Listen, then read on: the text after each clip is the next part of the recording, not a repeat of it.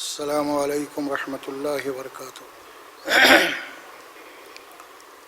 الحمد للہ رب العالمین، الصلاة والسلام علی رسولہ الکریم، اما بعد فاعوذ باللہ من الشیطان الرجیم، بسم اللہ الرحمن الرحیم۔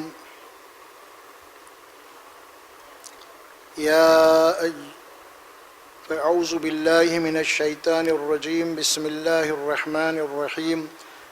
یا ایہا الناس اتقوا ربکم الذی خلقکم من نفس واحدۃ وخلق منها زوجها وبث منهما رجالا كثيرا ونساء واتقوا الله الذي تساءلون به والارحام ان الله كان عليكم رقيبا۔ قال تعالى يا أيها الذين آمنوا اتقوا الله وقولوا قولا سديدا يصلح لكم أعمالكم ويغفر لكم ذنوبكم ومن يطع الله ورسوله فقد فاز فوزا عظيما۔ وقال تعالى ومن آياته أن خلق لكم من نفس ومن آياته أن خلق لكم من نفس واحدة وخلق منها وقال تعالى يا أيها الذين آمنوا اتقوا الله حق تقاته ولا تموتن إلا وأنتم مسلمون۔ صدق اللہ العظیم۔ یہ قرآن مجید کے 3 مقامات سے آیات پڑھی گئی ہیں۔ سورہ نساء ہے، سورہ احزاب، سورہ آل عمران۔ یہ وہی آیات ہیں جو خطبہ نکاح میں پڑھی جاتی ہیں۔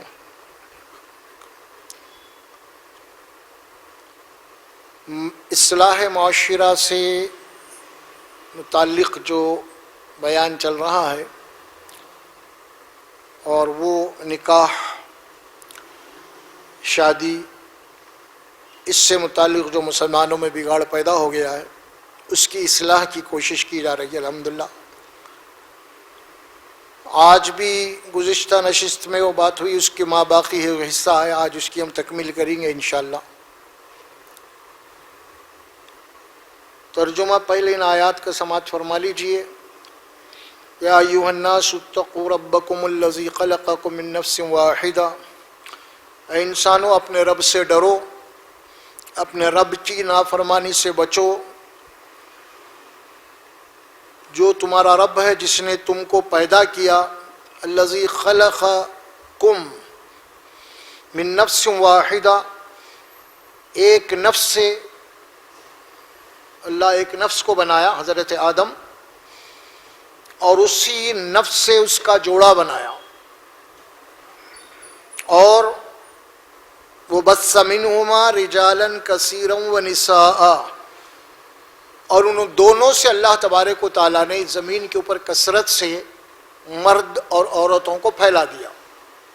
انسان کی تخلیق کا آغاز اللہ بتا رہے ہیں، یعنی یہ بتا رہے ہیں ان آیت میں، خطبہ نکاح جب پڑھی جاتی ہے تو اس میں سب سے پہلے جو انسان کو بنایا گیا آدم، پھر اس کا جوڑا بنایا گیا، اس جوڑے سے زمین پہ آج جتنے بھی انسان نظر آ رہے ہیں، اس ایک جوڑے کی نسل ہے پوری کی پوری۔ یہ بات کہہ کے اللہ یہ بات فرما رہے ہیں، بطور انسان ہونے کے، وہ چاہے کسی مذہب کا رہنے والا، اس سے بحث نہیں ہے، بطور انسان ہونے کے وہ تمہارا بھائی ہے۔ کیونکہ اگر تم اوپر سے اوپر چلے جائیں گے تو وہاں جانے کے بعد آخر میں ایک ماں تمہیں نے لے لی، آدم حوا۔ اس اعتبار سے پورے انسان انہی کی اولاد ہیں، انہی کی سنتان ہیں، یہ اللہ تعالیٰ بتا رہے ہیں۔ اور اسی لیے بتا رہے ہیں انسان مذہبی اعتبار سے کسی ایک دوسرے کے دشمنی نہیں کرو تم، کیونکہ تم اگر اوپر غاریں گے تو تم ایک دوسرے کے بھائی ہیں۔ یہ بات حدیث میں بھی بتا دی گئی۔ رسول اللہ صلی اللہ علیہ وسلم خاص طور پر حجۃ الوداع میں، آخری آپ کا جو حج تھا، اس میں آپ نے یہ بات فرمائی کہ دیکھو کہ تم تمہاری ماں ایک ہے، تمہارا باپ ایک ہے. یہ کہتے ہوئے آپ نے فرمایا آدم علیہ السلام کی تم اولاد ہے. الناس من آدم و آدم من تراب. آدم کو تمام انسان آدم کی اولاد ہے اور ہم نے آدم کو مٹی سے بنایا ہے، لہذا تم سب اس کی اولاد ہو. واتقوا اللہ الذی تساءلون بہ والارحام.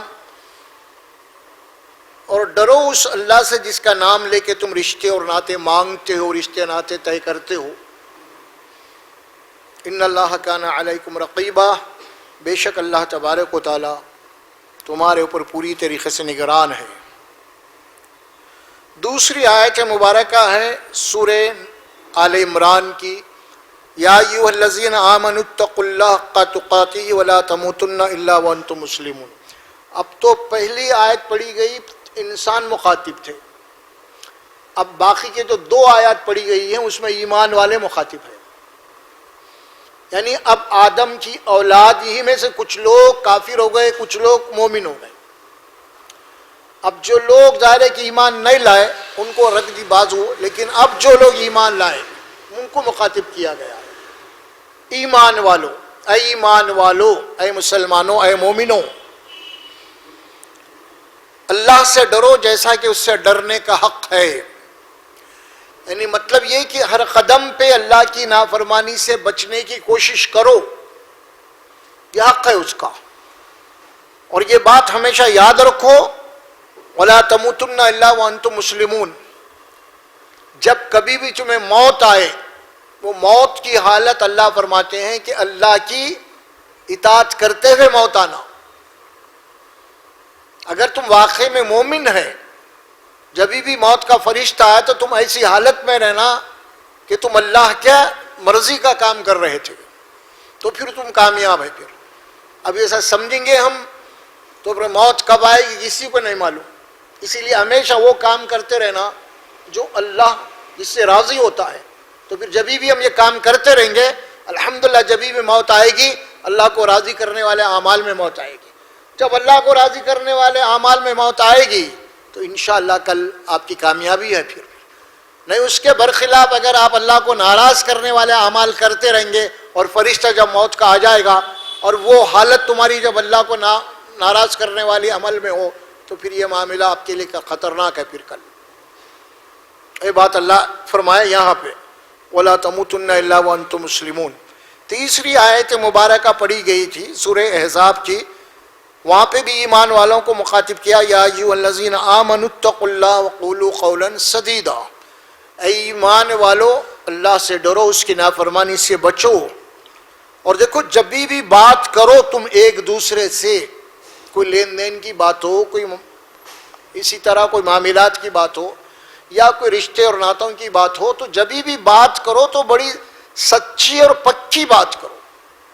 یہ حکم ہے اللہ کا، قولوا قولا سدیدہ، بات کہو بڑی مضبوط اور سچی بات.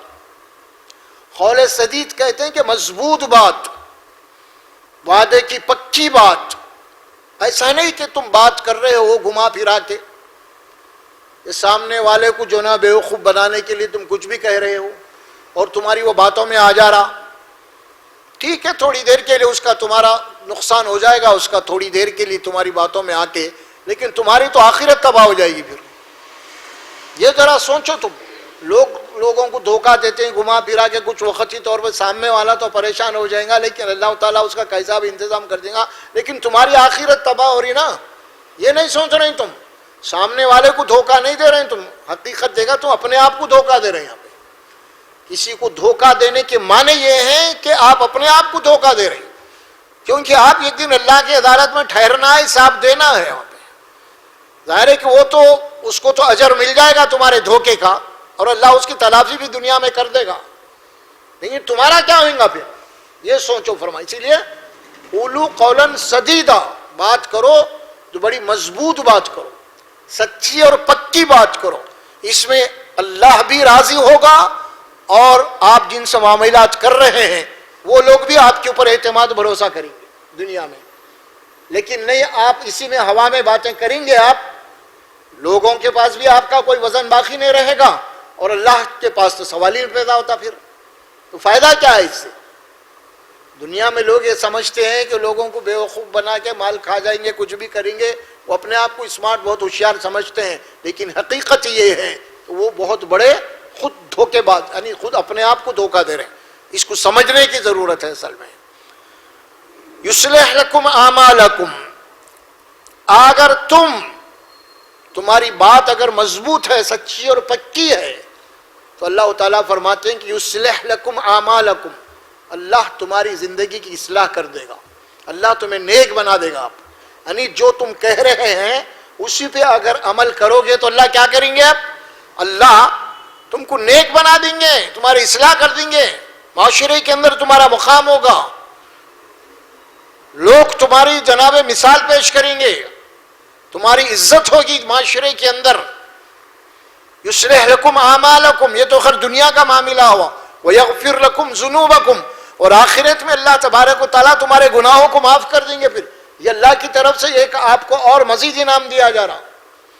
دنیا میں تو فائدہ ہے ہی ہے، لیکن آخرت میں بھی اللہ فرماتے ہیں کہ ہم بھی تمہارے ساتھ معاملہ جو کریں گے بڑے احسان کا معاملہ کریں گے، یعنی وہ گناہ جو تم سے ہو چکے ہیں ہم اس کو معاف کر دیں گے، نظر انداز کر دیں گے، اس کو دفن کر دیں گے، ہم اس کے اوپر پردہ ڈال دیں گے۔ ہم یصلح لکم اعمالکم یغفر لکم ذنوبکم، اور پھر یہ بات بھی آپ اپنے ذہن میں رکھو، اللہ فرماتے ہیں ہر انسان، چاہے وہ ترکاری بیچنے والا ہو، چاہے وہ ہیرے جوہرات بیچنے والا ہو، کوئی بھی کیوں نہ، ہر انسان دنیا کا ہو، کسی بھی فیلڈ میں ہو، وہ کھیل کے میدان سے لے کے جنگی میدان تک، ہر انسان کامیابی چاہتا ہے۔ کیا چاہتا ہے؟ کامیابی۔ ہے کوئی ایسا انسان جو کامیابی نہیں چاہتا؟ تو اب کامیابی کسے کہتے ہیں یہ اللہ بتا رہے ہیں۔ تم چاہتے ہو کہ تمہاری کامیابی ہو، تم یہ کامیاب انسان بنو، یہ چاہتے ہیں نا تم، تو اب اللہ فرماتے ہیں کامیاب کون ہے؟ وَمَن يُطِعِ اللَّهَ وَرَسُولَهُ فَقَدْ فَازَ فَوْزًا عَظِيمًا، جو دنیا میں اللہ اس کے رسول کی اطاعت کرتے ہوئے زندگی گزارا، بسر کیا، وہ سب سے بڑا کامیاب ہے۔ یہ دنیا کی کامیابی، بہت آپ دولت کما رہے ہیں، بہت پیسہ کما رہے ہیں، آپ کے بڑے بڑے بلڈنگ ہیں، آپ کے بڑے بڑے بزنس ہیں، آپ کے بڑے بڑے فارم ہاؤس، آپ بڑے لینڈ لارڈ ہیں، جناب یالی، یہ سب یہاں دھرے کا دھرا رہ جائے گا۔ یہ کوئی کامیابی نہیں ہے، یہ کوئی کامیابی ہے ہی نہیں تم جسے کامیابی سمجھ رہے ہو۔ ہر کامیابی کے پیچھے دنیا میں خطرہ لگا ہوا ہے نا؟ نہیں ہے خطرہ؟ کب کیا ہوتا نہیں معلوم، کوئی بھروسہ نہیں ہے۔ آپ بڑے بن کے بیٹھے ہوئے ہیں سیٹ کے اوپر، کرسی کے اوپر، کب آپ کی کرسی چھن جاتی نہیں معلوم۔ آپ کو بہت بڑی صحت اللہ نے دیا، پھر کیا معلوم کب کیا ہوتا آپ کو نہیں معلوم۔ یہاں پہ ہر کامیابی کے پیچھے ہر کامیابی کے ساتھ یہ خطرہ، ایک خوف لگا ہوا ہے، کبھی بھی کچھ بھی ہو سکتا ہے۔ ہاں بھائی، کل تک کیا حال تھے، آج کیا حال ہوگا اس کی؟ کل کے نواب آج فٹ پاتھ پہ ہیں، کل کے لمباڑے آج جناب عالی بڑے بڑے محلوں میں آج ہے نہیں ہے۔ یہ کوئی کامیابی نہیں ہے، یہ وقتی ہے۔ تم اگر ہمیشہ کی کامیابی چاہتے ہو تو سب سے بڑی کامیابی جو باقی رہنے والی ہے، وہ کامیابی وہ ہے جو دنیا میں جو کوئی بھی اللہ اس کے رسول کی اطاعت کرتے ہوئے زندگی بسر کیا، اللہ کو راضی کرنے والے اعمال کرتے ہوئے زندگی گزارا، اللہ کے نبی صلی اللہ علیہ وسلم کے نمونے کو سامنے رکھتے ہوئے اپنی زندگی گزارا، اور اس سے بھول چوک ہو گئی، کوئی خطا ہو گیا، کوئی گناہ ہو گئی، تو فوری اللہ کے سامنے توبہ کیا، معافی مانگا، اللہ کا وعدہ ہے اس کو معاف اللہ کریں گے بھی، تو پھر وہ سب سے بڑا کامیاب ہے۔ یہ آیات ہیں جو خطبہ نکاح میں پڑھی جاتی ہے۔ اب اس کے پیچھے کیا ہے آخر؟ کیوں اللہ کے نبی صلی اللہ علیہ وسلم قرآن مجید کی بے شمار آیات میں سے ان تینوں آیات کا انتخاب کیا؟ اور آپ دیکھیں گے کہ تینوں آیات میں بھی اللہ تبارک و تعالی ان آیات کا انتخاب کیا رسول اللہ صلی اللہ علیہ وسلم نے اس خوشی کی محفل کے اوپر، جس میں تینوں آیات میں یہ بات کہی گئی کہ اللہ سے ڈرو، اور ایک آیت میں تو اللہ سے ڈرو کے بعد میں موت کا بھی ذکر کیا، وَلَا تَمُوتُنَّ. یہ آیات اللہ کے نبی صلی اللہ علیہ وسلم اس مجلس میں تلاوت کر رہے ہیں جو مجلس خوشی مسرت کی ہے، اور اس میں اللہ سے ڈرو کی بات کہی جا رہی ہے، اور اس میں موت کا ذکر کیا جا رہا ہے. اس کے اندر کیا حکمت ہوگی اس کی؟ اور کیجیے آپ. بہت خوشخبری کی آیات بھی بہت سی قرآن میں، خوشی کا موقع تو خوشخبری کی آیت نہیں پڑھے وہاں پہ اللہ کے نبی، اللہ سے ڈرو کی بات کرے، موت کا ذکر والی آیت پڑھے رسول اللہ صلی اللہ علیہ وسلم. کیا بات ہے آخر؟ کیوں ایسا ہوا؟ رسول اللہ صلی اللہ علیہ وسلم معلم قرآن ہے، انسانوں کے نفسیات سے سب سے زیادہ واقف ہونے والے وہ رسول ہیں. وہ انسانوں کے جو نفسیات ہوتے ہیں نا، آج بہت بڑا اس کا ایک جناب علی ایک بہت بڑا علم ہے، ایک سائیکولوجیکل علم بہت بڑا دنیا میں آج مانا جا رہا ہے نا. تو ظاہر ہے کہ رسول اللہ صلی اللہ علیہ وسلم سب سے بڑے ماہر نفسیات ہیں. اسی لیے رسول اللہ صلی اللہ علیہ وسلم نے ان خوشی کے موقع کے اوپر آیات کو پڑھا ہے. اس کی وجہ یہ ہے انسان خوشی اور مسرت کے موقع کے اوپر ذرا اپنے سے باہر نکل جاتا ہے، بے لگام ہو جاتا ہے. یہ ہے اصل بات. اور ظاہر ہے کہ انسان کو لگام لگانا ضروری ہے، اس کو کھلا نہیں چھوڑ سکتے آپ. اسی لیے رسول اللہ صلی اللہ علیہ وسلم نے اس خوشی کی محفل کے اوپر یہ بات فرمائی ہے، اللہ سے ڈرو، اللہ سے ڈرو، اللہ سے ڈرو، اور جب بھی موت آئے اللہ کی اطاعت میں ہونا ہو. یہ تینوں آیات پڑھی گئی رسول اللہ صلی اللہ علیہ وسلم تکرار کے ساتھ، اللہ کا ڈر، اللہ کا خوف، موت کا ذکر. دیکھیے لوگ کہتے ہیں اگر خوشی کے موقع کے اوپر گھر کے اندر گیت گا رہے ہیں، خوشی کے جناب علی لائٹا لگا رہے ہیں، یہ لگا رہے ہیں، اگر کوئی وہاں پہ موت کا ذکر کرے اگر تو عورتیں بولتے کیا کالی زبان نکال رہی ہے. بڑے بزرگ یہی بولتے لوگوں کو. تو اللہ کے نبی تو خطبے میں موت کی آیت کو رکھے ہیں. دیکھو آپ، موت یعنی مطلب کیا ہوا؟ مطلب یہ ہوا کہ جو کام بھی آپ کر رہے ہیں وہ کام جو ہے اللہ کا ڈر اس کے اندر شامل رہا تو انسان اللہ کی نافرمانی سے بچتا ہے. اگر اس کو ڈر نہیں ہے تو پھر بے لگام ہو جاتا ہے. اسی لیے وہاں پہ لگام لگائیے.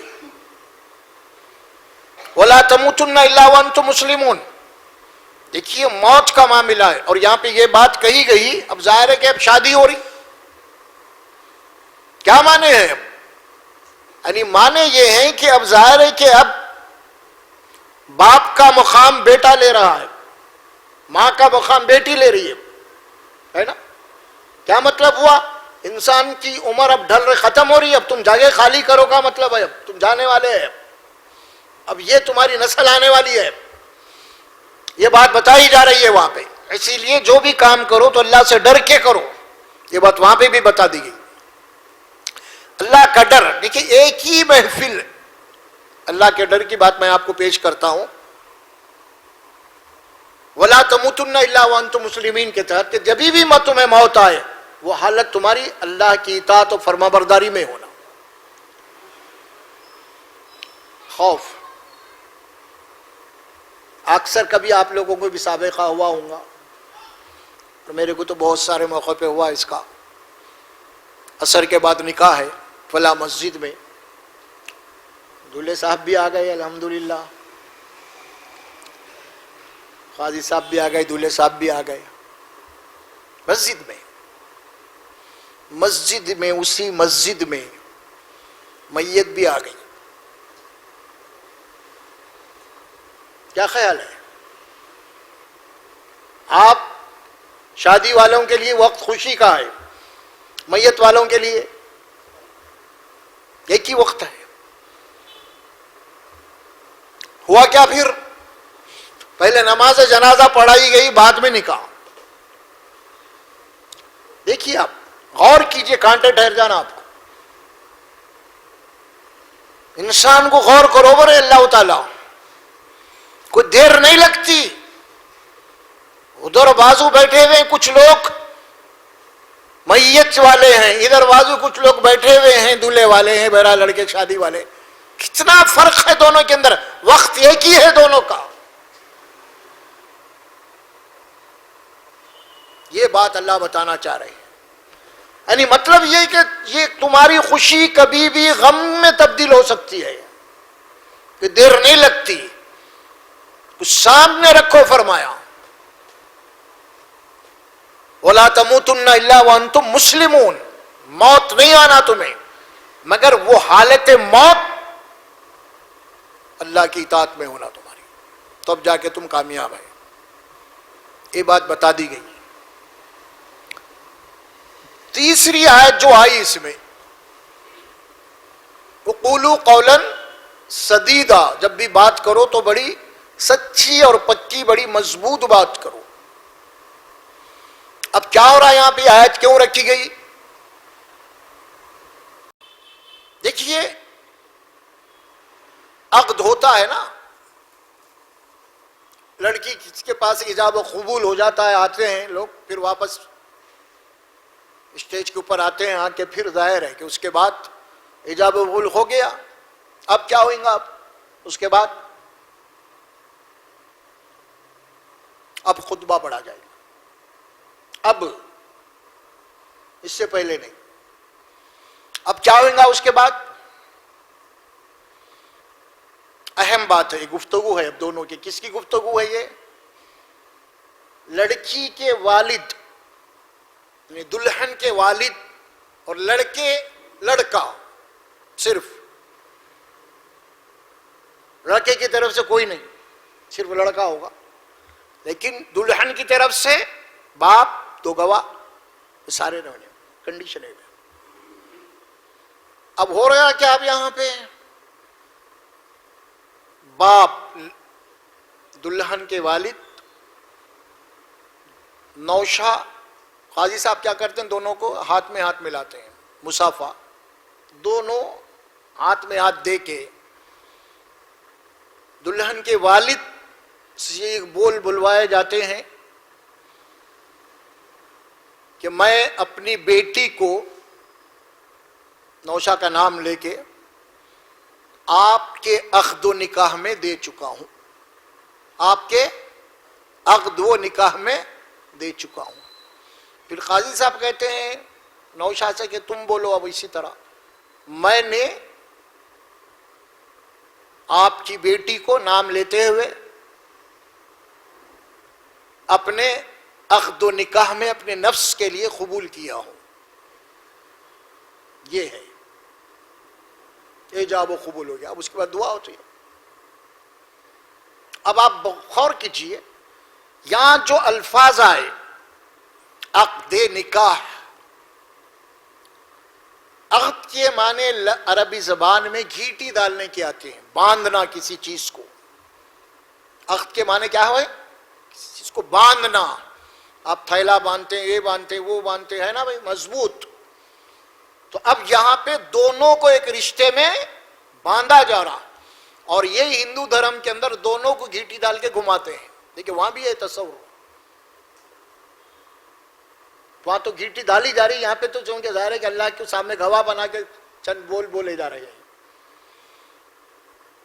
تب عقد نکاح گھیٹی ڈالنا ہے، مطلب یہ ہوا کہ اب ان دونوں کو ایک بندھن میں باندھا گیا ہے، ایک زندگی گزارنے کا عہد لیا گیا ہے.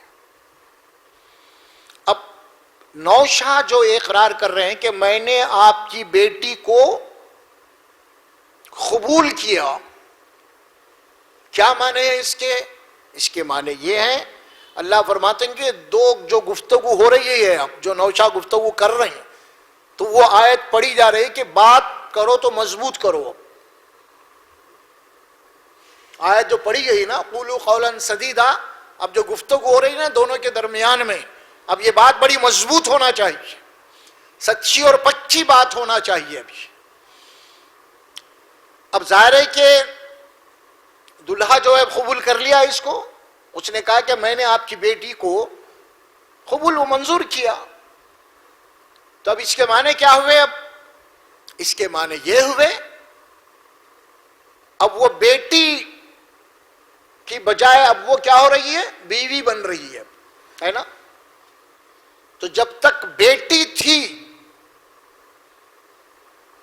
اس کا پورا خرچہ کون کرتے تھے؟ باپ. کفیل، ہر چیز بیٹی کی پوری، اور کوئی بوجھ سمجھ کے نہیں کیا باپ. اور اپنی خوشی کے آگے اپنی بیٹی کی خوشی کو رکھا باپ نے، اور اپنی بیٹی کی خوش رکھنے کے لیے بوڑھا ہونے کے باوجود بھی مصیبتیں اٹھا کے وہ سب کچھ کر رہا ہونا شادی میں خوشی کے لیے. تو اب جس طرح ایک باپ اپنی بیٹی کو جس طرح پالا، اس کی پرورش کیا، اس کا دکھ، اس کا درد، اس کی بیماری، اس کی خوشی، ہر چیز باپ. اب کیا ہو رہا؟ اب اس عہد و اقرار عقد نکاح کے بعد کیا ہو رہا؟ اب باپ، بیٹی اب ہٹ جا رہی وہاں سے، اب وہ دلہن بن کے اب جا رہی دولہے کے پاس جا رہی. اور دلہا اب اس بات کا اقرار کیا ہے نوشا کہ میں نے آپ کی بیٹی کو قبول و منظور کیا ہوں. یعنی آپ جس طرح آج تک آپ اپنی بیٹی کو جس طرح پالے، اس کی پرورش کیے، اب اللہ کو گواہ بنا کے وہ یہ کہہ رہا ہے کہ اب اسی طرح میں آپ کی بیٹی یعنی میری بیوی کو پالوں گا، پرورش کروں گا. یہ ہے دیکھیے اصل.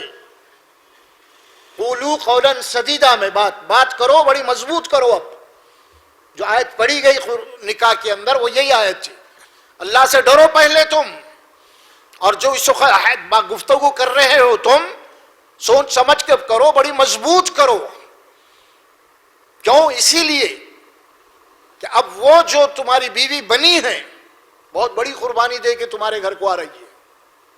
کیا بھائی؟ قربانی تمہاری نہیں ہے، قربانی لڑکے والوں کی ہے نہیں. شادی میں قربانی تو لڑکی والوں کی ہے. اسی لیے لڑکے کے گھرانوں میں تو شہنائی بج رہی ہے، خوشیاں ہو رہے ہیں، اور لڑکی کے گھر میں شادی کے دن جب ان کی بیٹی رخصت ہو رہی ہے وہاں تو غم اور ماتم ہے. یہ نہیں کہ غم ماتم کے مارے وہ ماتم نہیں، ایک غمزدہ ہے، یعنی ان کا دل کا ٹکڑا ان سے جدا ہو رہا ہے. جو کئی ان کے گود میں پلی ہوئی بچی ہے، وہ بھائیوں کو، ان کے بھائی بھی غم میں، ان کے ماں باپ بھی غم میں ہیں، ہماری بہن جا رہی ہے، رخصت ہو رہی ہے. تو یہ غم کا ماحول ہے ان کے گھر کے اندر، اور ادھر دلہن والوں کے پاس یہ خوشی کا ماحول ہے. جس کو سوچو ذرا، یعنی کتنی بڑی قربانی دے کے وہ لڑکی اپنے باپ کو چھوڑ رہی ہے، اپنے ماں کو چھوڑ رہی ہے، اپنے بہنوں کو چھوڑ رہی ہے، سب کچھ چھوڑ کے محض اللہ کے کلمات کی وجہ سے اب وہ تمہارے پاس آ رہی ہے. تو کتنی بڑی اب ذمہ داری ہوگی تمہارے اوپر.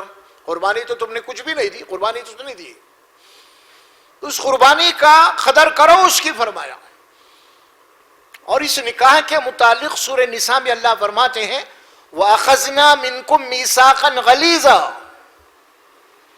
کیا فرمایا؟ وَأَخَذْنَا مِنْكُمْ مِيثَاقًا غَلِيظًا. تمہاری بیوی نے عقد نکاح کے اندر تم سے مضبوط عہد لی ہے زندگی گزارنے کا. میثاقاً غلیظا کہتے ہیں. میثاق کے معنی معاہدہ، غلیظ کے معنی بڑا گاڑا پکا. وہ تمہاری بیوی تم سے زندگی گزارنے کا، تمہارے ساتھ رہنے کا ایک مضبوط عہد کر چکی ہے. تمہاری زندگی کی ساتھی ہے. وہ نکاح یہ کوئی صرف جنسی خواہشات کو پورا کرنے کا نام نہیں ہے. صرف یہ سمجھتے ہیں کہ لوگ خالی خواہشات کو پورا کرنا نہیں، ایک زندگی ہے یہاں، ان کی نسل چلے گی، امت بڑھے گی، امت کی پرورش ہوگی یہاں پہ. اب ایک ذمہ داری ہے آپ کے اوپر. اب وہ لڑکی خوش جناب علی قربانیاں دے کے آپ کے پاس آ رہی ہے، کئی قربانیاں ہیں اس کی. اخذنا منکم میثاقا غلیظا. اللہ سبحانہ و تعالیٰ قرآن مجید میں سورہ نساء میں اس بات کو ذکر کیے ہیں. اسی لیے اللہ کے نبی صلی اللہ علیہ وسلم نے فرماتے ہیں کہ تم میں سے بہترین وہ لوگ ہیں، خیرکم خیرکم لاہلی وانا خیرکم لاہلی. تم میں سے بہترین لوگ وہ ہیں جو اپنے بیویوں کے ساتھ اچھے ہیں، کیونکہ میں اپنے بیویوں کے ساتھ اچھا ہوں. اللہ کے نبی نے اپنے آپ کو پیش کیا. اور اللہ کے نبی صلی اللہ علیہ وسلم یہ بات فرماتے ہیں کہ تمہارے اندر با اخلاق لوگ وہ ہیں جو اپنے بیویوں کے ساتھ محبت اور ہمدردی رکھتے ہیں. اور ایک آیت آئیے سورہ اعراف سورہ روم میں ہے یہ میاں اور بیوی کے رشتے کو اللہ تبارک و تعالیٰ نے اپنی قدرت کی نشانیوں میں سے ایک نشانی فرمایا. وَمِنْ آيَاتِهِ أَنْ خَلَقَ لَكُم مِّنْ أَنفُسِكُمْ أَزْوَاجًا لِتَسْكُنُوا إِلَيْهَا وَجَعَلَ بَيْنَكُم مَّوَدَّةً وَرَحْمَةً إِنَّ فِي ذَلِكَ لَآيَاتٍ لِقَوْمٍ يَتَفَكَّرُونَ. اس کا مطلب یہ ہے بے شک اللہ کی نشانیوں میں سے ایک نشانی کہ یہ بھی ہے اس نے تمہارے جن سے تمہارا جوڑا بنایا. جوڑا ازواج جوڑا کہتے ہیں پیر. کیا ہے یہ جوڑا میاں بیوی کا؟ لِتَسْكُنُوا إِلَيْهَا تاکہ تم اپنے بیویوں سے سکون حاصل کر سکو, ایک دوسرے سے سکون مل جائے. شوہر سے بیوی کو سکون ملے اور بیوی سے شوہر کو سکون ملے. یہ سکون کا رشتہ ہے, شانتی جسے آپ کہتے ہیں. سمجھ میں آیا؟ ہر انسان سکون چاہتا ہے نا. دنیا میں جتنے بھی انسان ہیں وہ ایک سکون چاہتے ہیں, اسی لیے ان کا ایک گھر بنتا ہے. اسی لیے بھی گھر کو بھی اللہ تبارک و تعالیٰ کیا فرمایا ہے؟ مسکن, سکونیت. پوچھتے ہیں نا سکونیت کہاں رہتے ہیں آپ؟ اسے کہتے ہیں سکونیت اردو میں. اس کے معنی کیا ہوتے ہیں؟ سکون, یعنی وہ گھر, وہ مقام جہاں پہ انسان کو سکون ملتا ہو, وہ گھر. پھر گھر کے اندر جو بیوی ہے اس سے سکون ملتا ہو اسے, اور شوہر. تو یہ میاں بیوی کا رشتہ سکون حاصل کرنے کا ہے ایک دوسرے کے لیے. پہلی بات ہو گئی. دوسری بات کیا فرمایا اللہ تبارک و تعالیٰ نے؟ وَجَعَلَ بَيْنَكُم مَّوَدَّةً وَرَحْمَةً. دیکھو تم ایک دوسرے کے لیے اجنبی تھے نا کل تک. نکاح سے پہلے تک کون کس, نکاح کے بعد تم ایک دوسرے سے ملے, لہذا تم اجنبی تھے. لیکن آج اللہ فرماتے ہیں تم اجنبی ہونے کے باوجود اللہ تبارک و تعالیٰ نے اس رشتے کے اندر اپنی قدرت کی نشانی رکھا ہے. یہ رشتہ ہونے کے بعد ساری رشتے, چاہے ماں باپ کا کیوں ہونے دیجیے, آپ بھائی بہن کا کیوں نہیں دیجیے, وہ سارے رشتے سیکنڈ لائن پہ آ جاتے ہیں, ہے نا. اللہ فرماتے ہیں کہ ہم نے کیا کیا, آپ اجنبی ہونے کے باوجود ہم نے اس رشتے کو کیا بنایا؟ وَجَعَلَ بَيْنَكُم مَّوَدَّةً وَرَحْمَةً. ہم نے اس رشتے کو محبت والا بنایا, چاہت والا رشتہ بنایا ہے, اور رحمت والا رشتہ بنایا ہے. اس رشتے کے اندر اللہ کی نشانیوں میں سے ایک نشانی یہ ہے, غور و فکر کرنے والوں کے لیے. آپ دیکھیے یہ رشتہ ہونے کے بعد کیا ہوتا ہے, سارے رشتے سیکنڈ لائن پہ آ جاتے ہیں. میں ایک معمولی مثال دے دیتا ہوں میں آپ. شوہر ہے, کما کے لا رہا, رات کو آ رہا, دکان ہے تو پیسے لا رہا, شوہر ہے. اب ظاہر ہے کہ بیوی ہے, اجنبی, ابھی ابھی تو آئی ہے, وہ نہیں کرو آئے ہو 15 دن, مہینہ ہوا گا, 6 مہینے, ٹھیک ہے چلیے. ماں ہے گھر میں, بہنا ہے. اب ظاہر ہے کہ کاروبار سے آ رہا, شام کو آ رہا, پیسے لا رہا, یہ لایا ہے تو یہ سمجھ 1 لاکھ ہے, 150 ہے. اب انہیں بہن کو نہیں دیتا, رکھو بول کے نا, ماں کو دیتا ہوں, امی یہ رکھو پیسے بول کے دیتا. شادی کے بعد نہیں دیتا. یہ رشتہ ہے. اب اچھا, دوسری بات اور ایک ہے, بیوی کی اہمیت کیا ہے, اس کو سمجھیے آپ. اللہ قرآن میں فرماتے کہ ہے الرجال قوامون علی النساء بما فضل اللہ بعضهم علی بعض بما انفقوا من اموالهم. اللہ نے مردوں کو عورتوں کے اوپر ایک فضیلت, ایک گریڈ, درجہ دیا ہے, اور اسی لیے دیا ہے کہ وہ قوام ہیں گھر کے. سب سے پہلے تو وہ اپنے گاڑی محنت کا پیسہ بیوی بچوں پہ خرچ کرتے ہیں, اسی لیے ایک گریڈ درجہ اللہ دیا ہے گھر کو چلانے کے لیے. گھر کا وہ سرپرست ہے, وہ ذمہ دار ہے. اب بیوی کی ہر ضرورت کون پوری کرنا ہے؟ شوہر. ابھی بولا میں پہلے کہ جیسا باپ کرتا تھا، اب باپ سے زیادہ شوہر ہے باپ. اللہ کے نبی فرماتے ہیں کہ تمہارے اوپر بیوی کے کیا حقوق ہے معلوم؟ جو کھاتے وہ کھلانا، جس معیار کا تم کپڑا پہنتے وہ پہنانا، جہاں تم سوتے وہاں پہ سلانا، خبردار ان کے چہروں پہ نہیں مارنا. یہ رسول اللہ صلی اللہ علیہ وسلم نے فرمائی بات. اور ماں اور بیوی کا جو مقام ہے، درجہ ماں کا ہے، لیکن اگر آپ غور کر کے دیکھیں گے سب سے پہلا جو رشتہ ہے، ابھی بتاؤ اوپر چلے جاؤ آپ، پہلا رشتہ کون سا وجود میں آیا؟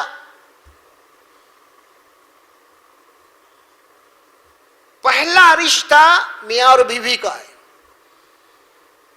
آدم علیہ السلام اور حوا، اس سے پہلے کون تھے؟ کوئی تھے نہیں. اب یہ میاں بیوی کا رشتہ پہلے اللہ بتا دیے قرآن میں وہاں پہ. اب اس کے بعد رشتے بنتے ہیں. اب ظاہر ہے کہ اس کے بعد اب وہ ماں باپ بنیں گے، ہے نا؟ یہی ہے معاملہ اصل میں. اگرچہ کہ ماں کا درجہ اللہ رکھا ضرور ہے، لیکن رشتہ بعد میں وجود میں آیا. یہ ماں اور بیوی، یہ دونوں میں فرق کیا ہے؟ درجے کے اعتبار سے ماں کا درجہ بہت بڑا ہے، اور ذمہ داری کے اعتبار سے بیوی کی ذمہ داری ہے شوہر کے اوپر. ایک ماں کے 4 بیٹے ہیں، ایک ماں کے 4 بیٹے ہیں. ایک بیوی کے کون؟ 4 بیٹوں میں یہ بیٹا تو بھی کریں گا، انہیں تو بھی کریں گا، انہیں تو بھی کپڑے لیں گا، یا انہیں لیں گا، یا انہیں لیں گا، کچھ بھی چلتے رہیں گا نا بھائی. چاروں ہے اب ذمہ داری، چاروں بیٹے ہیں اس کو پالنے والے، ماں کو، بیوی کو. یہ ہے بات، ہے نا؟ تو اب بیوی جیسا ماں ہے، ابھی چھوٹے بیٹے کو بولیں گے، جیسے بڑے بیٹے کو بولیں گے، فلاں بولیں گی، سمجھ میں آ رہا؟ اب بیوی نہ دیور کو بولی نہ جیٹ کو بول سکتی کیا انہیں؟ اچھا کوئی دیور جیٹ اگر لا کے بھی دے دیا، کیا بات ہے، گھر میں کچھ گڑبڑ دکھ رہی، شوہر کی بجائے نہیں لا رہا کپڑے، کیا بات ہے؟ اسی لیے کیا کر دیا گیا؟ پابند ہے شوہر. اور شوہر، ایک بات آپ کو اور بتاتا ہوں میں، آپ کو کتنا فطری رشتہ ہے. دیکھیے اب آپ کی کتنی ہی چہیتی بیوی کیوں نہ ہو، مطلب کتنی ہی چہیتی آپ کی بیٹی کیوں نہ ہو، وہ شادی کرنے کے بعد کسی اور گھر میں چلے جاتی ہے تو آپ دیکھیں گے اس میں وہ چاہے کتنی، اگر واقع میں اخلاقی تعلیم آپ نے دیا ہے اس کو، وہ کتنی مصیبت میں ہوں گی. وہ باپ سے کچھ مانگنے کے لیے شرماتی ہے وہ شادی کے بعد. شادی سے پہلے وہ بچی جو زبردستی آپ سے کہتی تھی وہ چاہیے، یہ چاہیے، وہ چاہیے، دلاؤ ابا، وہ دلاؤ، لیکن شادی کے بعد کیسی تبدیلی آ گئی ایک اللہ کا بنایا ہوا نظام. غربت کی زندگی گزاریں لیکن باپ کے سامنے بھی ہاتھ نہیں پھیلائیں گے. یہ بہت بڑی بات، اس کی قربانیاں آئی ہیں. اسی لیے اللہ تبارک و تعالیٰ نے حکم دیا مرد کو کہ تم اپنی بیویوں کے ساتھ بہت بہترین طریقے سے زندگی گزارو، کہ وہ بڑی قربانیاں دے کے تمہارے پاس آئی ہوئی ہے. آج معاملہ الٹا ہے، گھر میں لا کے ہم اس بیوی کو، شوہر بھی ٹارچر کر رہا، ساس بھی ٹارچر کر رہی، گھر کے اندر دیورانی یعنی دولہے کے بہنا ہوتے ہیں نا، کیا رشتہ ہوتا ہے، دیورانی کیا کہتے ہیں اس کو، ننند، وہ بھی سب سے زیادہ ٹارچر کرنے میں انہیں. ननद अगर घर में है, सबसे ज्यादा टार्चर करने वाली बीवी को, और डायरेक्ट नहीं टार्चर करती, इनडायरेक्ट मां का सहारा लेके करती है। इसके ऊपर आपकी गहरी नजर होना चाहिए। हमारे घरानों में जो फितने हुए यही है असल में, और खास तौर पे वो घर, अगर कोई उस घर के अंदर तलाकशुदा बेटी वापस घर में आई है तो उस घर के लिए फितना बन जाएगी। क्यों? अरे मेरा घर है, बचपन में मेरी माँ है, मेरे बाप है, यहाँ पे मेरे भाभी तो ऐश कर रही है और मैं, उसको आएगी बात, वो सोचेगी ना। अब माँ भी एक है उसके लिए सहारा, यहां पे फितने होंगे, अब घर का सुकून उजड़ जाएगा। अब इसीलिए कुरान और सुन्नत रसूलुल्लाह सल्लल्लाहु अलैहि वसल्लम ने जो बात कही है ना, वो बिल्कुलिया तौर पे बरहक है। वो तुम अल्लाह से डरो, अल्लाह तुम्हारे ऊपर निगरान है, देख रहा है तुम क्या कर रहे हो। और वो लड़की जो आई है घर में, तुमसे पुख्ता अहद लेके आई है, कोई फुटपाथ से नहीं उठा के लाए तुमने उसको, वो किसी की बेटी है, किसी की बहन है, तुम्हारे घर में आई है, उसका हक है इस घर के ऊपर। अभी बताया मैं आपको, घर के अंदर वह शौहर के घर के अंदर पूरे फख्र के साथ शौहर को बोलते कि मुझे ये चाहिए, मुझे वो चाहिए, लेकिन बाप को नहीं बोलती। बाप को बोलने वो शर्माती है, बाप को बोलने के लिए अपनी बेइज्जती समझती है बेटी, क्योंकि दूसरे घर को चली गई है वो घर में आएगी भी तो चंद दिन आएगी। अब घर में आने के बाद भी उसकी हरकत वो नहीं रहेंगी जो पहले थे। शादी से पहले बिला टोक अपने घर में जहां चाहे हाथ डालती थी, उन्हें जो चाहे खाती थी, जो चाहे पकाती थी, उन्हें समझ में आ। लेकिन जब आएगी नहीं, सिर्फ शॉर्ट नजर होगी उसके घर के आने के बाद। अब वो घर उसके लिए अजनबी बन चुका है, उसके लिए अजनबी है, उसका घर है ये। लेकिन इसके बावजूद भी आज हमारे घरानों की जो हालत है ना, और कीजिए आप सोचिए, अल्लाह सुब्हानहू व तआला जो बात फरमा रहे हैं, सुकून, ये सुकून का रिश्ता है, ये मोहब्बत का रिश्ता है, ये रहमतों का रिश्ता है। जअल बैनकुम मवद्दतम व रहमा इन्ना फी ज़ालिका लआयातिन लिक़ौमिन यतफ़क्करून। इसमें गौर व फिक्र करने वालों के लिए अल्लाह की निशानी है बहुत बड़ी। सोचिए कितने हमारे घरों के अंदर आज झगड़े हैं, सुकून खराब है। अल्लाह फरमाते हैं कि सुकून का मुकाम है घर, सुकून का रिश्ता है बीवी। ना घर में सुकून है, ना बीवी से मिल रहा, ना शौहर से मिल रहा, वो घर ये हालत हो गई। और जहां पर सुकून नहीं है, इसके माने ये है कि इंसान सुकून तलाश कर रहा, घर में सुकून नहीं है तो लोग क्या कर रहे हैं। अब इस बात की अलामत है जो लोग बाहर ज्यादा टाइम पास कर रहे हैं, इसके माने ये हैं उनके घर में सुकून नहीं है। इसीलिए रात के 1-1, 2-2 बज रहा बाहर फुटपाथों पे, होटलों पे, चबूतरों पे, घर के अंदर सो के बाद आखिर में जाके सो रहे, क्योंकि घर में सुकून नहीं है इनको। घर में सुकून होता, ये होटलें आबाद नहीं, ये पान के डब्बे आबाद नहीं, ये चबूतरे आबाद नहीं होते। घर में सुकून खत्म हो चुका है। क्यों खत्म हो चुका है? बुनियादी जो रिश्ता था इसके अंदर तलखी आ गई, इसके अंदर एक दूसरे के जो हुकूक है वो अदा नहीं हो रही। मियाँ बीवी का जितना गहरा रिश्ता, अल्लाह कुरान में फरमाते हैं कि मियाँ और बीवी का रिश्ते को बड़ी बलीग मिसाल दी अल्लाह तबारक व तआला ने। हुन्ना लिबासुल लकुम व अंतुम लिबासुल लहुन। अल्लाह फरमाते हैं कि शौहर को शौहर बीवी का लिबास है और बीवी शौहर का लिबास है। दो जुमले बोल के अल्लाह ताला कई चीजों को कवर किया। लिबास है, लिबास, लिबास के माने ये होते हैं, आदमी जब लिबास पहनता है तो मोतबर नजर आता है। आदमी जब लिबास पहनता है उसके जिस्म के अंदर जनाब अली जितने भी ऐब है वो लिबास छुपा देता है उन्हें ना। लिबास तो जाहिर है कि शौहर की असलियत क्या है वो बीवी जानती है, बीवी की क्या कमजोरी है वो शौहर जानता है। इसलिए एक दूसरे के लिए लिबास है।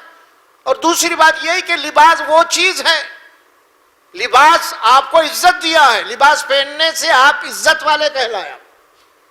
आप देखिए यही चड्डी पे आप बनियान पे निकली थी, आप हालत क्या होती देखिए। आप लिबास कितने भी आप शरीफ रहते हो, آپ کی کوئی عزت نہیں کرتا آپ کی. لباس وہ چیز ہے. اسی طرح بیوی کی وجہ سے آپ کی عزت ہے اور آپ کی وجہ سے آپ کی گھر کی عزت ہے. یہ دونوں ایک دوسرے سے ہیں. بڑا گہرا ہے اس کا تعلق. اور اسی طرح انسان بغیر لباس کے نہیں رہ سکتا, اسی طرح بغیر بیوی کے نہیں رہ سکتا. اس کی عزت گھر کی عزت ہے. یہ قرآن میں اللہ تعالیٰ 2 جملے فرما دیے لباس کہہ کے. اب ہمارے پاس حالات کیا ہے؟ اللہ سبحانہ و تعالیٰ یہ جو آیت میں فرمائے نا, بڑی پکی اور مضبوط بات کرو. تلقیاں ہوتی ہیں, شکایتیں بھی ہوتی ہیں. ایسا نہیں رسول اللہ صلی اللہ علیہ وسلم کے گھر میں ہوئی. ہر انسان کے ساتھ نفس لگا ہوا ہے, کمزوریاں ہر انسان میں ہیں. لیکن اللہ قرآن میں فرماتے ہیں کہ اگر تم جو گھر کے اندر اگر زیادتی ہو رہی ہے اس کو نظر انداز کرو, ذرا تم معاف کر دو, انہیں بخش دو. کوئی غلطی اگر بیوی سے ہوئی ہے گھر کے اندر, کیونکہ تم سرپرست ہے, تم گھر کے نگران ہیں, تم گھر کے بڑے ہیں, تمہیں نظر انداز کر دینا چاہیے. کیوں؟ اسی لیے اللہ قرآن میں فرماتے ہیں تم اپنے بیویوں کو معاف کرو, نظر انداز کرو, انہیں بخش دو. اس کے بعد قرآن کا جملہ کیا آتا ہے؟ واللہ غفور الرحیم. کیونکہ اللہ بھی بخشنے والا ہے, اللہ بھی رحم کرنے والا ہے. دیکھیے آپ, اللہ اپنے مقام پہ لا کے کھڑا کر رہے ہیں. تم بھی بخشو, اللہ جب بخش رہا ہے. تم بھی معاف کرو جب اللہ معاف کر رہا ہے. اگر تم نہیں معاف کرو گے, نہیں بخشو گے, تو اللہ تم کو کیسے معاف کرے گا؟ پھر اللہ تمہیں کیسے معاف کرے گا؟ اللہ تمہاری غلطیوں سے کیسے معاف کرے گا؟ اللہ تمہاری مغفرت کیسے کرے گا؟ پھر اللہ تمہیں کیسے بخشے گا جبکہ تم دوسروں کو نہیں بخش رہے؟ تو پھر اپنے متعلق تم یہ کیوں سمجھ رہے کہ اللہ مجھے معاف کریں گا؟ اللہ سے رات دن دعا کہ اللہ مجھے معاف کر دے, مجھے بخش دے کر رہے ہیں. تو بھئی آپ بھی تو بخشو نا کسی کو گھر کے اندر. ہاں, اس سے غلط ہو گیا تو نظر انداز کرو کچھ. اللہ قرآن میں یہ بات فرماتے ہیں وَعَاشِرُوهُنَّ بِالْمَعْرُوفِ. یہ سورہ نساء میں 6 آیت مبارکہ. فرمایا کہ تم اپنے بیویوں کے ساتھ اچھی طریقے سے زندگی گزارو. رویہ تمہارا اچھا ہونا چاہیے اپنے بیویوں کے ساتھ, با اخلاق ہونا چاہیے اپنے بیویوں کے ساتھ. وہ آپ کی بیوی ہے, وہ آپ کی شریک حیات ہے, وہ آپ کی کوئی غلام لونڈی نہیں ہے, وہ شریک حیات ہے. ابھی آیت پڑھا وَأَخَذْنَا مِنْكُمْ مِيثَاقًا غَلِيظًا. اس نے تم سے بہت مضبوط عہد کر کے آئی ہے تمہارے گھر کے اندر وہ, اور اللہ کے کلمات کے ذریعے سے تمہارے گھر میں آئی ہے وہ, اللہ کو گواہ بنا کے تمہارے گھر میں آئی ہے وہ. سوچو پھر اگر تم اس کے ساتھ زیادتی کرو گے, ظلم و زیادتی کرو گے, تو پھر اللہ تم کو تھوڑا سا اختیار دیا گیا. تم اللہ کے نبی صلی اللہ علیہ وسلم فرماتے ہیں وَاتَّقُوا اللَّهَ فِي النِّسَاءِ. دیکھو سورہ یہ حجت الوداع میں فرمایا اپنے, دیکھو اللہ نے تمہارے بیویوں کو تمہارے ماتحت کیا ہے اور اللہ کے کلمات کے ذریعے سے تمہارے لیے حلال ہوئی ہیں. لہٰذا تم اپنے بیویوں کے معاملے میں اللہ سے ڈرتے رہو. کہیں ایسا نہ ہو جائے کہ تمہارے کو جو تھوڑا اختیار دیا گیا ہے وہ اپنے بیویوں کے اوپر غلط استعمال کرو. تم اس پاور کو ڈرو اللہ سے بیویوں کے معاملے میں, اللہ کی کلمات کے ذریعے سے وہ حلال ہوئے تمہارے لیے. آج ہمارے پاس معاملہ ایسا, بیوی بولے تو عجیب معاملہ گھر کا بن چکا ہے. آج ہم سمجھتے ہیں کوئی خرید کے لا لیا ہم اس کو, حالانکہ بیوی خریدی آپ کو اگر اصولاً دیکھا ہے دام جائز میں, الٹا ہو گیا معاملہ. کھا رہے ہیں بھی اس کا, اس کے بعد دادا گیری بھی اس کے اوپر. اللہ سبحانہ عاشروہن بالمعروف, تم اپنے بیویوں کے ساتھ اچھی زندگی گزارو. اس کے بعد قرآن کی آیت کی آتی ہے معلوم جملے, آیت کی آیت نمبر 19 سے دیکھیں سورہ احزاب کی, آپ پڑھیے گھر میں جا کے. وعاشروہن بالمعروف وَإِن تَكْرَهُوا فَعَسَىٰ أَن تَكْرَهُوا شَيْئًا. اگر تمہاری بیوی کی کوئی چیز, اگر کوئی عمل تو کچھ ناپسند ہو تمہیں, کیا فرمایا, اگر ناپسند ہو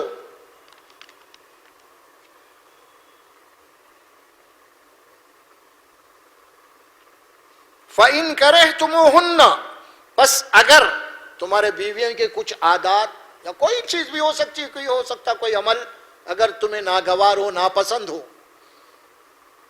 ہوتا ہے ہر انسان میں کمزوری ہے، کہ مرد میں نہیں ہے کمزوری؟ کیا آپ کی بیوی جو ہیں،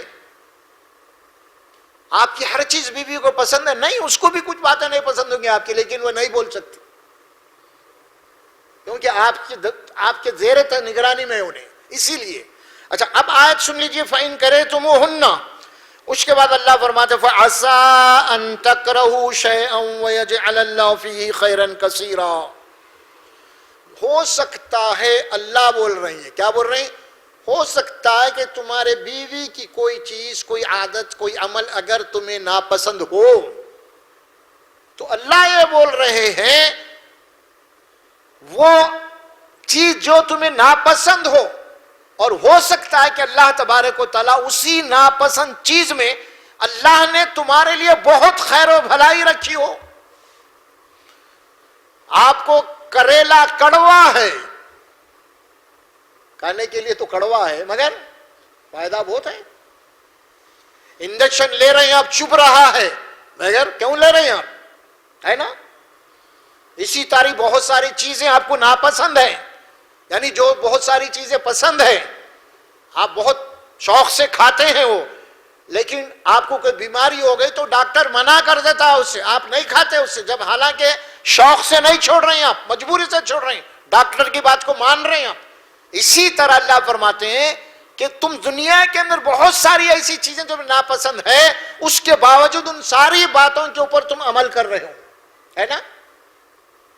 سب کو لے کے چل رہے ہو، بھائی یہ زندگی ہے، دنیا ہے، تو پھر گھر کے اندر تمہاری بیوی بھی ہے، ہو سکتا ہے کہ اس کی کوئی عادت، اس کا کوئی عمل ناپسند ہو تمہیں، تو اللہ فرماتے ہیں کہ اللہ اس میں ہی تمہارے لیے بہت ساری خیر اور بھلائی رکھ دی ہو، لہٰذا اطمینان سے زندگی گزارو، تم اس کو بازو رکھ دو، اللہ سے دعا کرو۔ کیا دعا کرو؟ میں اس سے پہلے بھی بتایا تھا آپ کو، اللہ دعا سکھا رہے ہیں قرآن میں۔ کیا دعا سکھا رہے ہیں؟ سورہ فرقان کے آخری آیات ہے، دیکھیں اس میں پڑھیے آپ، والذین یقولون ربنا هب لنا من ازواجنا وذریاتنا قرۃ اعین واجعلنا للمتقین اماما۔ اللہ دعا سکھا رہے ہیں کہ اے شوہر کو دعا سکھا رہے ہیں کہ تم اللہ سے اپنے بیوی اور اپنے بچوں کے بارے میں دعا کرتے رہو۔ کیا دعا کرو؟ کہ اے اللہ میرے بیوی کو، میرے بچوں کو میری آنکھوں کی ٹھنڈک بنا، سکون، کیسی بھی رہنے دو بیوی، کالی پیلی وہ اس سے نہیں ہے، سکون، بہت بری گوری، بہت خوبصورت، بہت اسمارٹ، گھر میں آ گئی، آنے کے بعد میں فتنے، آپ کی بہن اتنی خوبصورت جا کے یہ تو میرے لیے عذاب بن گئی، اسے تو وہی اچھی چیز سے پہلے جو گھر میں دیکھ کے آئے تھے، یہی بولتے نا، فتنہ ہوتا ہے نا۔ اسی لیے فرمایا نہیں، خوبصورتی بھی کوئی چیز ہے نہیں، بلکہ نہیں ہے، لیکن اصل جو چیز دیکھنا ہے اس کے کیریکٹر کو دیکھنا ہے۔ آپ کو بتا دی گئی تھی اس سے پہلے بات میں، کیسی لڑکی سے نکاح کرنا ہے، کون سے گھر کو تلاش کرنا ہے آپ کو، تو وہاں وہ وقت فرما دی گئی کہ تم دعا کرو اللہ سے۔ کیا دعا کرو؟ ربنا ہب لنا من ازواجنا، اللہ ہم کو عطا کر ہمارے بیویوں کے آنکھوں کی ٹھنڈک بنا ہمیں۔ کتنے لوگ دعا کرے بھائی؟ اب تک شادی ہو کے کتنے سال ہو گیا؟ ہاں، الٹا جب دیکھے تو بیوی کے اوپر ہی حاوی ہو جا رہے ہیں، اس کو گالیاں گلوچ کرتے رہی۔ اللہ تو بول رہا کہ راتوں کو اٹھو، یہ راتوں کو اٹھ کے دعا کرنے کی ہے، وہ سورہ فرقان کا آخری رکوع، راتوں کو اٹھو، اٹھ کے اللہ کے دربار میں دعا کرو کہ اللہ ہمارے بیویوں کو ہماری آنکھوں کی ٹھنڈک بنا۔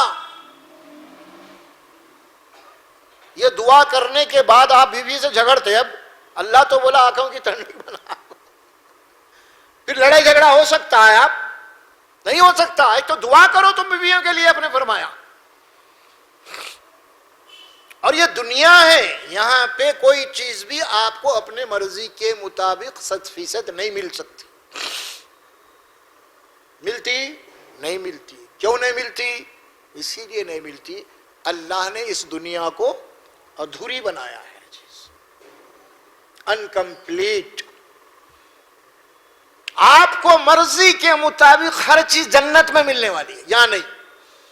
एक बीवी को भी शौहर पूरे का पूरा उसके मर्जी के मुताबिक नहीं मिल सकता, वो जन्नत में मिलेगा।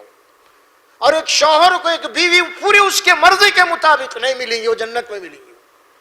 इसीलिए यहां पे जिंदगी के मामले में आपको एडजस्टमेंट करके जिंदगी गुजारना है, हर मामले में एडजस्टमेंट करना है आपको। और हम कर रहे हैं दुनिया के अंदर एडजस्टमेंट, कारोबार में एडजस्टमेंट हो रहा है, दोस्तों में हो रहा है, रिश्तेदार सभी जगह हो रहा है, तो घर में भी एडजस्टमेंट करो तुम, और दुआ करते रहो तुम अपने बीवियों से, अल्लाह हमारे बीवियों को, अल्लाह मेरी बीवी को मेरी आंखों की ठंडक बनाओ।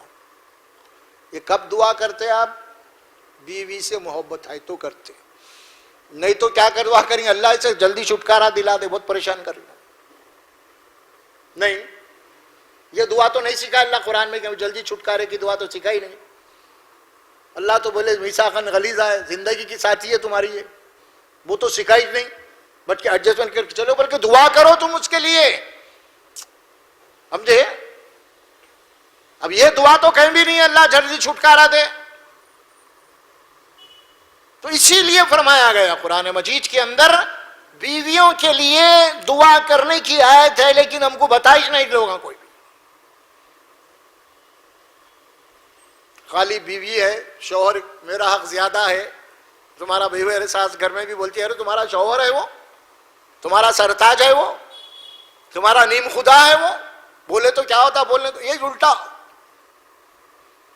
घर के अंदर ये टेंशन चलते रहता हमेशा। और कीजिए, सूरह निसा में अल्लाह तबारक व तआला खास तौर पे एक बात ये भी फरमाई है। देखिए, महर के सिलसिले में बात आई थी, मैं आपके सामने अर्ज किया था। सूरह निसा में अल्लाह ताला जायजात की तकसीम की आयत आई है, तकसीम जायजात क्या होती है। उसके बाद अल्लाह सुब्हानहू व तआला फरमाते हैं अगर शौहर का इंतकाल हो गया, बीवी तो बेवा हुई है ना, तो उसके बाद जब जायजात की तकसीम का मामला आ जाएगा तो उसके हिस्से कुरान में दिए हैं। पर वो जायजात के हिसाब क्या, वो तो आज हमारा दर्स नहीं है, मगर बीवी के हुकूक क्या है वो बता रहा हूं मैं आपको आज। अल्लाह फरमाते हैं कि जब भी जायजा तकसीम करो तो उसमें दो चीजें सामने रखो, फरमाया है, एक वसीयत, दूसरा खर्ज। अगर मरने वाले ने कोई वसीयत की है अपनी जायदाद के मुतालिक, माल के मुतालिक, मैं फलां को भी इतना दो, तो पहले तकसीम होने से पहले वो निकाला जाएगा। दूसरी बात, अगर शौहर बीवी का महर नहीं दिया, उधार बाकी था, तो महर का पैसा पहले निकाला जाएगा, उसके बाद जायदाद तकसीम होगी और वो महर का पैसा निकाल के बीवी को दे दिया जाएगा। ये है कानून कुरान का। लेकिन आज हमारे पास मामला उल्टा हो गया। अगर शौहर महर नहीं दिया था, अगर इंतकाल हो गया, अगर बीवी को सास लाके ननना लाके क्या बोलते मैयत के पास चूड़ियां फोड़ लो और बोल दो कि महर माफ कर दी भाई, बोलो भाई, जबरदस्ती पकड़ के लाते उसको कमरे में से, वो बेचारी रोते धोते बैठी हुई है घर, मैं बेवा हूं बोल के। अब महर नहीं दिए तो सास को भी मालूम है, ननंद को भी मालूम, नहीं दिया हमारे भाई, अब लाके माफ करो, वो भी दादागिरी। माफ नहीं होता है, याद रखिए आप। दो बातें कुरान में मौजूद हैं, ये एक वसीयत को निकाला जाएगा और दूसरा कर्ज, और कर्ज में महर भी है वो। और हमारे पास ये रिवाज बन गया है आजकल महर माफ कराने का, चूड़ियां फोड़ लेने का, वो भी ये गलत बात है, बिल्कुलिया तौर पे अल्लाह के कानून के खिलाफ है ये। इसमें एहतियात करना चाहिए हमें खास तौर पे। और पहले ये नौबत ही नहीं आने देना उधार महर की। कुरान में हुक्म तो है कि नगद महर देने का है, लेकिन कोई मजबूरी अगर है इमरजेंसी में तो अल्लाह उसको ऑप्शन, इजाजत दिया, सिर्फ हुक्म नहीं है। हुक्म तो नेट कैश देने का है। अब चूंकि इस्लाम एक दीन फितरत है, जिंदगी के हर मामलात में रहनुमाई करता है, अगर ऐसे हालात पैदा हो गए नहीं दे सक रहा उन्हें फिल वक्त, तो जाहिर है कि उसके लिए ऑप्शन रखा गया है कि भाई ठीक है साल 6 महीने के बाद देंगे बोल के। लेकिन उधार का तो कुरान में है ही नहीं, नगद का मामला है सारा। साहबा इकराम के जितने महर थे सब नगद थे, बुजुर्गान दीन के जितने महर थे, दीनदार के सब नगद महर थे। वो हमारे को आदत, उजाड़ आदत पड़ गई सबको उधार रखने की। اجاڑ عادت یارو، سوچو ذرا کتنا وہ اجاڑ عادت سے میرا مطلب یہ کہ وہ جس دن سے دولہا شوہر بنا اسی دن سے بیوی کا قرض دار ہو گیا انہیں. اب سوچو ذرا اب تم. حالانکہ پرانے زمانے میں ہمارے پاس کیا ہوتا تھا، اگر اب کی بات نہیں کروں، 40 سال 50 سال پہلے ہمارے باپ دادا کے نکاح ہوئے تھے، ان کو تو باضابطہ ایک توال ایک لنگی اور ساتھ میں 500 روپے جوڑے کے بول کے نقد دیتے تھے. ادھار مہر ادھار رہتا. سنے ہوں گے آپ، ہر جگہ ایسے ہوتا تھا تقریباً. مہر نقد دینے کا کوئی رواج ہی نہیں تھا پہلے. اب الحمدللہ اب ذرا شعور آ رہا، لوگ باہر سے جا کے آ رہے ہیں، ان کو معلوم ہو رہا، کیونکہ باہر میں معلوم ہے جتنے نکاح تو بغیر نہیں، پہلے وہاں پہ جمع کر جانا پڑتا مہر لے آ کے قاضی کے پاس، بعد میں نکاح ہوتا، پھر اس کے بغیر نہیں ہوتا. ادھار نکاح کا کوئی تصور ہی نہیں، ہمارے پاس چل پڑا سارا معاملہ. تو بہرحال عورت کے جو حقوق ہیں اسلام میں، اللہ سبحانہ و تعالیٰ بہت بڑی عزت دیا ہے، اسے بہت بڑی دیا ہے. بیویوں کے متعلق بھی فرمایا گیا. دیکھیے اس کے بعد فرماتے ہیں کہ شوہر کا حق بیوی پہ کیا ہے. اللہ کے نبی صلی اللہ علیہ وسلم فرماتے ہیں کہ سب سے بڑی اہم بات اس میں بات یہ فرمائی گئی ہے، وہ یہ ہے شوہر کا حق بیوی کے اوپر یہ ہے کہ جب شوہر کی نظر بیوی پہ پڑ جائے اس کو خوش کر دے. کیا کرے؟ جب بھی شوہر کی نظر بیوی پڑے اس کو خوش کر دینا. دوسری بات اس کے گھر کی حفاظت کرنا، اس کے عزت و ناموس کی حفاظت کرنا، یہ ساری باتیں. لیکن پہلی بات جو فرمائی گئی ہے بیوی کے لیے، شوہر گھر کے باہر سے آ رہا، گھر میں باہر سے آ رہا اندر گھر میں، تو بیوی کا کام یہ ہے کہ شوہر آنے کے انتظار کرے، اور جب آیا اس کو خوش کر دے. یعنی کوئی ایسا عمل کرے، کوئی ایسا کام کرے جو باہر سے کتنی تھکاوٹ کے ساتھ آ رہا انہیں، کتنے پریشانیوں کے ساتھ آ رہا انہیں، سمجھ میں آ رہا، گھر میں آنے کے بعد اس کو سکون چاہیے. بہترین عورت وہ ہے جو اپنے شوہر کو نظر پڑتے اس کو خوش کر دے، کتنی ہی پریشانیاں کیوں نہ ہو. یہ رسول اللہ صلی اللہ علیہ وسلم کا حکم ہے. اس سے ہی محبت بڑھتی ہے، اس سے ہی گھر کے اندر سکون ہوتا ہے، اور اسی سے شوہر کی نظر میں بیوی کی اہمیت ہوتی ہے. آج ہمارے حال کیا ہے، میں گھر سے انہیں باہر آ رہے، جیسا انہیں آنے سے پہلے جناب علی پہلے ایک لمبی چوڑی لیسٹ لے کے بیٹھے ہوئے، ارے میں وہ بولی، میں یہ بولی، آپ کو وہ لاؤ بولی، میں یہ لاؤ بولی، آپ میری بات سنتے ہی نہیں، بولے اب کیا ہے، پورا گھر سر پہ اٹھا لیتے. ارے بھائی سب ہوئیں گا، وہ کرنے والا انہیں چاہیے. گھر میں آنے کے بعد اس کو اطمینان سے ذرا تھوڑا بھی اپنے کپڑے وغیرہ بھی سیدھے کر لو آپ. شوہر آنے کا ٹائم ہوتا ہے تاکہ شوہر کی آپ کے اوپر نظر پڑے، کیونکہ شوہر گھر کے باہر سے آ رہا، کئی نظارے دیکھتے ہوئے آ رہا انہیں، ہے نا. تو گھر کے آنے کے بعد جو نظارہ دیکھیں گا انہیں، اگر آپ جناب علی اپنی حالت کو اسی طرح بنا کے رکھ لیں گے تو ظاہر ہے کہ شوہر کوئی دلچسپی نہیں پیدا ہوں گی آپ سے. ایک جنسی کھینچاؤ رکھا ہے اللہ نے اس میں عورت کے ساتھ، اس کی بہت ضروری ہے. دیکھیے آپ یہ اسی لیے کہا اس کو تسلی کی بات کرو، اس کے ہاتھ میں کوئی چیز ہے اسے لے لو، ہاتھ ہے، تھیلی ہے، کچھ لے لو، اس کے کوئی بیاگ ہے اس کے لے لو. جناب علی اگر ہو سکا ہے تو شوہر تھک کے آیا ہوا ہے، اگر انہیں جوتا اتار دیا اس کے ساکھ اتارو، تم سمجھ میں آ رہا، بیٹھا کچھ ٹھنڈا پانی پلاؤ آتے سنوا جاری، اگر کوئی پریشانی کی حالت میں آئے تو اسے تسلی دو. دیکھیے رسول اللہ صلی اللہ علیہ وسلم جب کوئی حالت کے پریشانی میں آئے تھے، حضرت عائشہ تسلی دیتی تھی، حضرت خدیجہ تسلی دیتی تھی رسول اللہ صلی اللہ علیہ وسلم. گھر کی حالت یہ ہے. تو یہ جو معاملہ گھر کا ہمارے پاس ہے نا، اور خاص طور پہ میں آپ کو بتاؤں جب نظر پڑے اسے خوش کر دے. اس میں ایک بات نہیں ہے، کئی باتیں ہیں اس میں. خاص طور پہ عورت کا بناؤ سنگار بھی ہے اس کے اندر، ہے نا. اسی لیے قرآن میں فرمایا گیا کہ بیوی کے لیے یہ لازمی ہے کہ بناؤ سنگار صرف اپنے شوہر کے لیے کرے، کسی اور کے لیے نہ کرے. اور ہماری حالت کیا ہے گھروں کی عورتوں کی؟ کیا حالت ہے؟ باہر نکلے تو سیٹانی ہے، گھر میں رہے تو نوکرانی ہے. نہیں ایسی ہے، وہ بن ٹھن کے نکل رہے بازار میں باہر جانے کے لیے. اب سب باہر ہی بن ٹھن کے نکل رہے باہر جانے کے لیے. اب شوہراں بھی باہر ہی دیکھ رہے ہیں، گھر میں تو نہیں دکھ رہا بھائی کچھ بھی. کپڑے پہننا ہے، بناؤ سنگار کرنا ہے، کوئی جہاں جانا ہے، کوئی دعوت میں جا رہے، چھوٹی موٹی دعوت میں جا رہے ہیں، اب وہ نکال رہے ہیں. ایک دن ایک واقعہ آپ سنا رہا ہوں میں آپ کو. گھر کے اندر بیٹھے ہوئے کوئی خاتون ہے، بیوی سے سمجھو آپ، کوئی جانے ان کے گھر کی کوئی دعوت وہ کی جائے تھی، جانا چاہ رہے تھے، بیٹھ گئے اور اتفاق سے شوہر دروازہ کھول کے گھر میں آ گئے. جیسا گھر میں آیا بیوی بہرحال بیٹھے ہوئے تھے، انہوں زپ بول کے واپس چلے گئے. بھائی کوئی لوگ آئے شاید بول کے، وہ بیوی تھی نہیں پہچانے انہوں، اتنا بنٹن کے بیٹھے انہوں، ان کی بیوی کو انہوں ہی نہیں پہچان رہے، کوئی آ گئے بول کے گھر کے باہر جا رہے. یہ حالت ہو گئی ہمارے گھروں کی. گھر میں بیٹی بول رہی کہاں جا رہے امی؟ ارے وہ کپڑے، ارے ابا آ رہے نا جی اچھا پہنو. ارے جان دے رہے ان کا کیا ہے، باہر پہن کے جانا اپنے کو. انہوں آتے جاتے دیکھتے رہتے، ان کی اہمیت کیا بنے. نہیں ہونا ایسا. اللہ کے نبی نے فرمایا کہ بناؤ سنگار اپنے شوہر کے لیے کرو، قرآن کہہ رہا ہے.